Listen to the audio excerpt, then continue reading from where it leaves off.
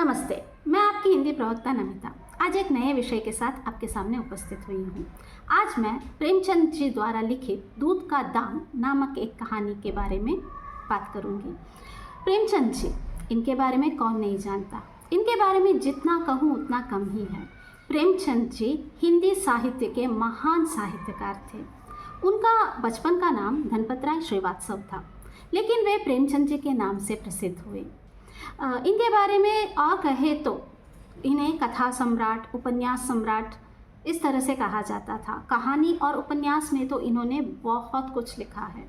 इन्होंने ज़्यादातर ग्रामीण परिवेश से रिलेटेड बातों को बताने की कोशिश किया है। उनके हर एक साहित्य में हम देख सकते हैं, हर एक विधा में हम देख सकते हैं कि उन्होंने ग्रामीण विषय से रिलेटेड बातों को बताया है। उसके साथ साथ उन्होंने समाज में होने वाले समस्याओं के बारे में भी बताया है, जैसे कि सवर्ण, निम्न वर्ग, ऐसे चीज़ें, अमीर गरीब, ऐसे भेदभाव के बारे में बहुत ज़्यादातर इनकी कहानियों में, उपन्यासों में हम देख सकते हैं।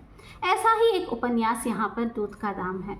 इसमें भी हम दो परिवार देख सकते हैं, एक गुद्दड़ का परिवार और दूसरा ज़मींदार का परिवार। गुद्दड़ के परिवार में गुद्दड़ की पत्नी भुंगी और उसका एक बेटा मंगल रहता है। वहीं दूसरी तरफ कहानी के एक और पात्र जो है महेशनाथ का परिवार, उनकी पत्नी, उनके 3 सुंदर बेटियां और एक बेटा सुरेश। इसके साथ साथ ये कहानी इस तरह से प्रारंभ होती है कि महेशनाथ जी जो है सवर्ण होने के साथ साथ शिक्षित थे और उस गांव के ज़मींदार भी थे। उनको ये बात बहुत परेशान करता था कि हर बार डिलीवरी के टाइम परेशानी उठाना पड़ता था कि डॉक्टर और नर्स नहीं थे। लेकिन शहरों में इसकी कमी नहीं है। हर शहर में हम देख सकते हैं कि हज़ारों डॉक्टर्स, लाखों नर्स यहाँ पर उपस्थित होते हैं, लेकिन गांव में हमेशा इसकी परेशानियाँ होती रहती है। इसे देखते हुए महेशनाथ जी ने चौथे डिलीवरी के टाइम, जब पत्नी की जो चौथी डिलीवरी हो रही थी, उस टाइम में जो है इन्होंने बहुत सारे नर्सों से बात की थी, लेकिन कोई नर्स यहाँ पर मानने को तैयार नहीं है। वो भी स्पेशली गाँव आने के लिए तो तैयार ही नहीं है। बहुत ज़िद कर बहुत समझा बुझा कर आखिरकार महेशनाथ जी एक नर्स को वहाँ पर आने के लिए राज़ी करवाते हैं, लेकिन उसमें फ़ीस जो है बहुत ज़्यादा मांगा। उतना फ़ीस देने की हैसियत इनमें नहीं थी, क्योंकि इनकी सभी जायदाद यहाँ पर बेचना पड़ सकता था। तो इसीलिए डॉक्टर के पास जाने के बारे में ये सोच भी नहीं सकते थे। तो इसीलिए उस इरादे को वहीं पर छोड़ते हैं और गांव में रहने वाली भुंगी को ही वो इस काम के लिए बुलाना आवश्यक समझते हैं। होता है कि हर बार हम देख सकते हैं कि ये जो डिलीवरी होती है रात में ही होती है। तो यहाँ पर भी जो है महेशनाथ जी की पत्नी को डिलीवरी पेन रात को आती है। जब से महेशनाथ के घर में जब ये चौथी बार प्रेग्नेंट हुई उनकी पत्नी, तब से जो है भुंगी और गुद्दड़ के बीच हमेशा जो है शर्त लगाते रहते हैं ये दोनों पति पत्नी। ये जो भुंगी जो है हमेशा कहती है कि लक्षण जो है बेटे के ही है, इस बार बेटा होगा कहती है, लेकिन गुद्दड़ जो है हमेशा यही कहता है कि नहीं 3 बार बेटियां हुई है तो अब की बार भी बेटी ही होगा, देख लेना, अगर नहीं हुआ तो मैं अपना मुंह मुंडवा लूँगा, कहकर भी शर्त भी लगाता है। तो एक हंसी मजाक जैसा मिजाज यहाँ पर पति पत्नी के बीच में रहता है और इनका एक छोटा सा बच्चा भी रहता है। तो उसी दिन रात को जो है भुंगी को बुलावा आता है ठाकुर के घर से। ये ज़मींदार के घर भागते हुए जाती है।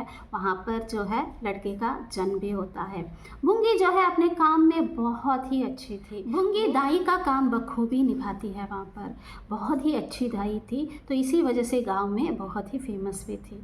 तो इसी वजह से शामनाथ के घर में जब चौथा प्रसव जब होता है तब भुंगी को ही बुलाया जाता है। यहाँ पर क्या होता है कि एक प्रॉब्लम आ पड़ती है। चौथे प्रसव के बाद मालकिन जो है दूध पिला नहीं पाती है, तो इसी वजह से यहाँ पर भुंगी पर सब लोग निर्भर हो जाते हैं। पहली बार तो इस तरह का प्रॉब्लम नहीं हुआ था। मालकिन ने तीनों पुत्रियों को खुद अपना दूध पिलाया था। बच्चों को दस्त भी हुआ था, इस तरीके से हुआ था। लेकिन इस बार क्या हुआ है, वैसे तो मालकिन स्वस्थ है, हट्टी कट्टी है, कुछ प्रॉब्लम नहीं था, लेकिन फिर भी यहाँ पर दूध दे नहीं पाती थी। तो इसीलिए उस टाइम में दाई के साथ साथ ये भुंगी जो है दूध पिलाने वाली भी बन गई। तो यहाँ पर बहुत प्रलोभन दिया जाता है, लालच दिया जाता है, उसे बहुत अच्छे से उसकी देखभाल किया जाता है ताकि ये मान जाए कहकर। तो फाइनली ये यहाँ पर दूध देने के लिए मान जाती है और अपने बेटे को जो है बाहर का दूध पिलाना प्रारंभ करती है। इस तरह से होते होते मंगल जो है बहुत ही वीक होता है, अस्वस्थ होता है, दुर्बल बच्चा बनता है। वही सुरेश जो है दष्ट पुष्ट बहुत ही स्वस्थ बच्चा बनता यहाँ पर बड़ा होता है। ऐसे ही 1 साल बीत जाता है। 1 साल जब बीतता है तो जो शास्त्री पंडित लोग जो होते हैं यहाँ पर इस विषय से आपत्ति जताते हैं। 1 साल तक तो भुंगी ने दूध पिलाई थी, लेकिन 1 साल के बाद सुरेश को दूध पिलाने से सभी को आपत्ति वहाँ पर होती है। ठाकुर साहब यानी कि ज़मींदार यहाँ पर इसके खिलाफ आवाज़ उठाने की कोशिश करते हैं, लेकिन बड़े बड़े शास्त्री पंडित लोग यहाँ पर मानने के लिए तैयार नहीं होते हैं। तो फाइनली यहाँ पर क्या होता है कि सभी लोग डिसाइड करते हैं कि भुंगी यहाँ पर दूध नहीं देगी और पश्चाताप भी यहाँ पर करना पड़ेगा। ऑलरेडी यहाँ पर 1 साल बीत चुका है, तो महेश नाथ जी जो है सभी का कहना मानते हैं सिर्फ और सिर्फ दूध पिलाना वहाँ पर बंद करने के लिए, लेकिन प्रायश्चित सब ये नहीं करेंगे ऐसा कहकर सभी को टालते हैं और यहाँ पर भुंगी का राज खत्म होता है। तब तक तो पूरा घर परिवार में जो है भुंगी का ही राज चलता रहता था।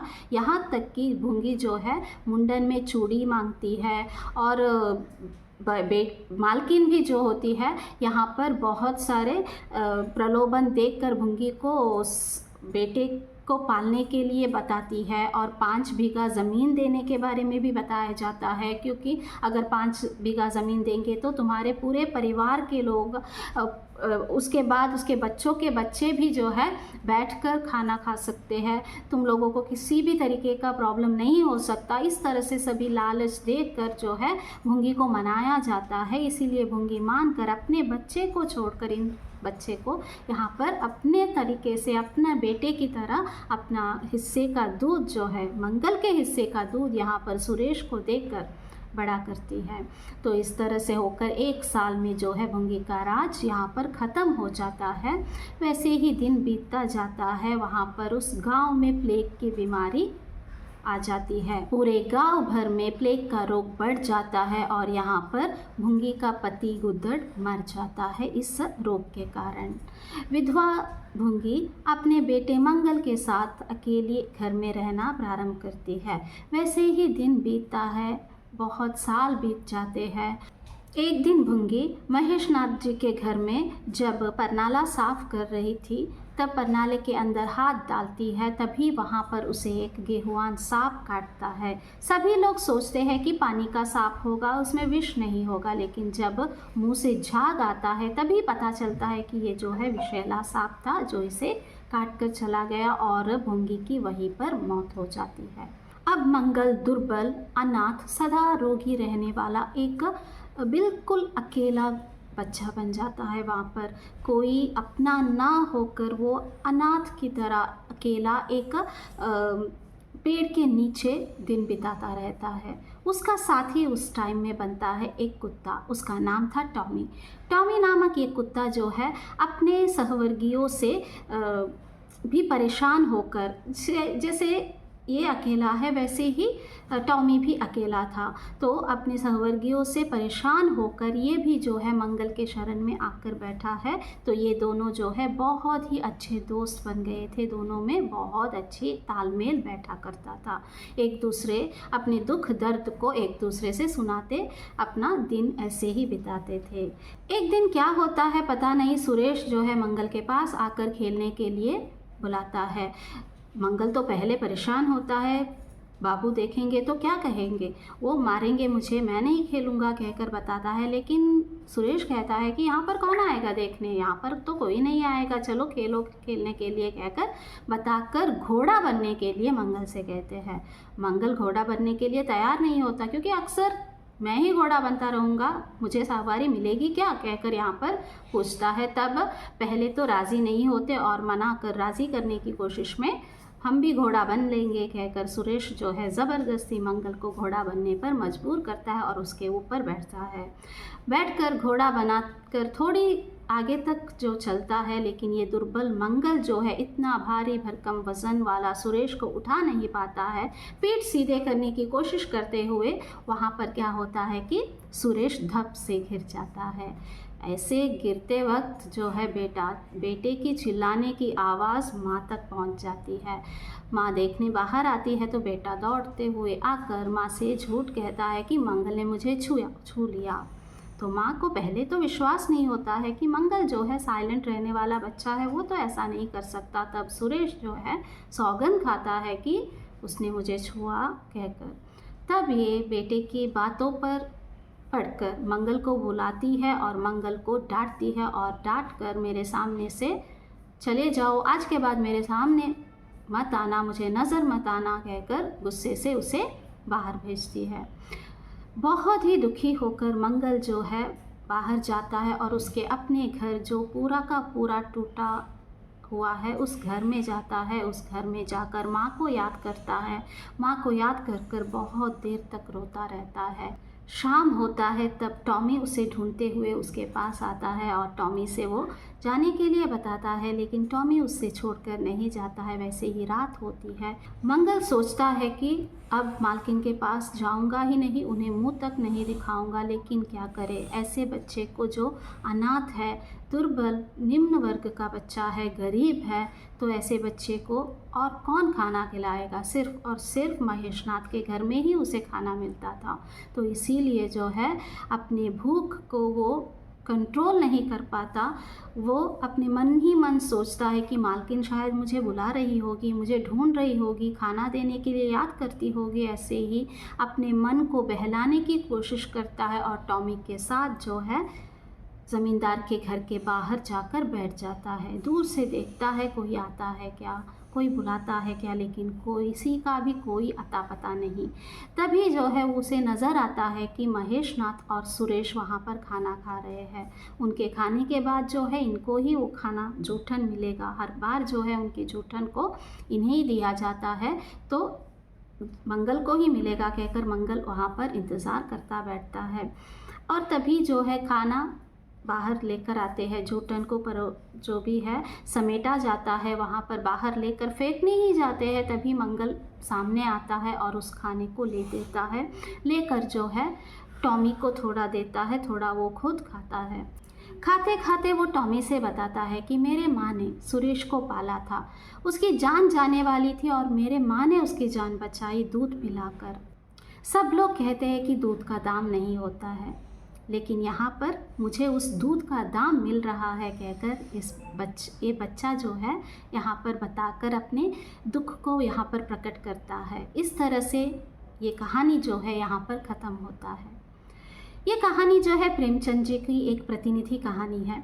इस कहानी के माध्यम से प्रेमचंद जी ने निम्न वर्ग के लोगों के समस्याओं को यहाँ पर बताने की कोशिश की है। ये लगभग 100 साल से भी पहले किस तरीके का प्रॉब्लम्स था इसके बारे में बताने की कोशिश किया है। यहाँ पर लेखक ये दर्शाने की कोशिश करते हैं कि एक गरीब निम्न वर्ग व्यक्ति चाहे कितना भी सवर्ण या अमीर की सेवा करे, उसका फल उसे हमेशा तिरस्कार के रूप में ही मिलता है। वो चाहे कुछ भी करने की कोशिश करे, उसे तिरस्कार की नज़रों से ही देखा जाता है। एक तरह से ये कह सकते हैं कि समाज में जो दो रूप का व्यवहार होता है लोगों के साथ, दोहरे व्यवहार को यहाँ पर व्यंग्य तरीके से बताने की कोशिश की है। इस कहानी में हम देख सकते हैं जब भुंगी की ज़रूरत थी तो उसका इस्तेमाल कर रहे थे आ गया, और जब बच्चे को 1 साल हुआ तो सभी लोग मिलकर उसको पश्चाताप करना चाहिए, उसे छुड़वाना चाहिए, दूध नहीं दे सकती, इस तरीके का सब होता है। तो जब ज़रूरत पड़ती है तो इन गरीबों को वहाँ पर यूज़ किया जाता है, जब ज़रूरत नहीं होती है तो गरीबों को दूर किया जाता है। तो ये बात यहाँ पर हम देख सकते हैं। समाज में जो छुआछूत की भावना, जाति भेद, ऐसे जो कुछ भी है, उन सभी पर एक तरह से तीखा प्रहार किया है हमारे प्रेमचंद जी ने। कहानी की भाषा के बारे में अगर हम देखें तो भाषा बहुत ही सरल और स्पष्ट तरीके से यहाँ पर उन्होंने लिखा है। कहानी को ज़्यादा एक्सप्लेन करने की या कुछ कहने की ज़रूरत ही नहीं है। जब पढ़ते हैं तभी हमें अच्छे से समझ में आता है और एक तरह से अंत तक उत्सुकता बहुत ज़्यादा रहती है कि इंटरेस्ट होता है कि आगे क्या होगा, आगे क्या होगा कहकर। और मैं ये भी कहना चाहती हूँ कि ऐसी कहानियों को हमें पढ़ना भी चाहिए, क्योंकि पढ़ने से ही हमें पता चलता है कि पहले के टाइम में कितनी प्रॉब्लम्स हमारे समाज में था, पहले के लोग कितने कितने प्रॉब्लम्स को सहते थे। उन सभी की बातें, उन सभी की भावनाएं हमें भी पता होनी चाहिए। उसमें भी स्पेशली जो है गांव में कैसे कैसे प्रॉब्लम्स होती थी। हम शहरों में रहने वाले लोगों को इसके बारे में पता भी नहीं होता है कि गांव के लोग किस तरीके से वहाँ पर रहते हैं। इस गांव की बातों को भी हमें जानने की कोशिश करनी चाहिए और इस तरीके के कहानी को पढ़ने के वजह से ही हमें ये सब बातें पता चलती है। तो इन सभी की जानकारी हमें रखनी चाहिए, ये भी हमारी एक तरह से आद्य कर्तव्य भी है। तो इस तरह से कहकर मैं अपनी कहानी और इसका सारांश यहीं पर ख़त्म करती हूँ। धन्यवाद।